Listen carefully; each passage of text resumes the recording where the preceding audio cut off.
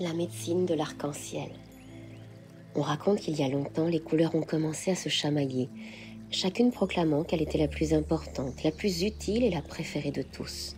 Le vert disait « Sans aucun doute, je suis le plus remarquable. Je suis la couleur de la vie et de l'espérance. On m'a choisi pour l'herbe, les arbres et les feuilles. Sans moi, tous les animaux mourraient. Regardez autour de vous et vous constaterez que je suis dans presque tout. » Le bleu l'interrompit.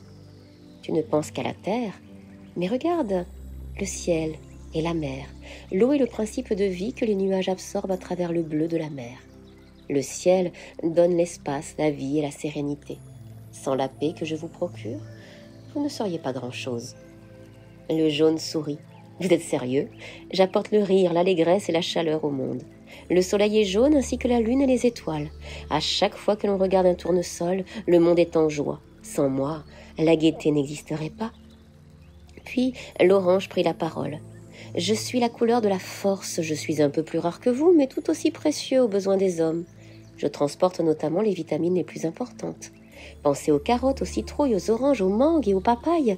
Quand je colore le ciel au petit matin ou au crépuscule, ma beauté est si impressionnante que personne ne pense à vous à ces moments-là. » Le rouge sortit de ses gonds et dit « Je suis la couleur du courage et du danger.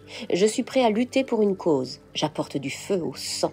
Sans moi, la terre serait aussi vide que la lune, car je suis la couleur de la passion et de l'amour, de la rose rouge et du coquelicot. » Le violet commença à devenir écarlate. De la hauteur, il parla en grande pompe. « Je suis la couleur du pouvoir. Les grands m'ont toujours choisi car je symbolise l'autorité et la sagesse. Les gens ne me questionnent pas. Ils m'écoutent et m'obéissent. » L'indigo parla beaucoup plus doucement que les autres, mais avec la même détermination. « Regardez-moi donc. Je suis la couleur du silence. On me remarque très rarement, mais sans moi, tout serait superficiel. Je suis la pensée et la réflexion, la nuit et les eaux profondes. Vous avez besoin de moi pour l'équilibre et la nuance, la prière et la paix intérieure. » Et les couleurs continuèrent à se vanter, chacune convaincue qu'elle était la mieux. Puis la querelle devint de plus en plus bruyante. Soudain apparut une lumière blanche et brillante. Des éclairs grognèrent avec fracas et il se mit à pleuvoir à verse. Les couleurs, apeurées, commencèrent à se blottir les unes contre les autres et à se rapprocher pour se protéger. La pluie parla. « Vous êtes fous de vous disputer ainsi et d'essayer de vous écraser les uns et les autres.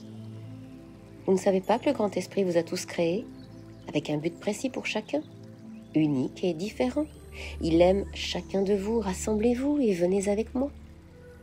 Le grand esprit, le créateur, la source veut vous répandre à travers le monde en grande arche de couleurs, comme souvenir de tous ceux qui s'aiment et souhaitent vivre ensemble, comme promesse qu'il est avec vous et en signe d'espérance pour demain. Ainsi, le grand esprit, l'univers, la source, le créateur, utilisa-t-il la pluie pour purifier le monde?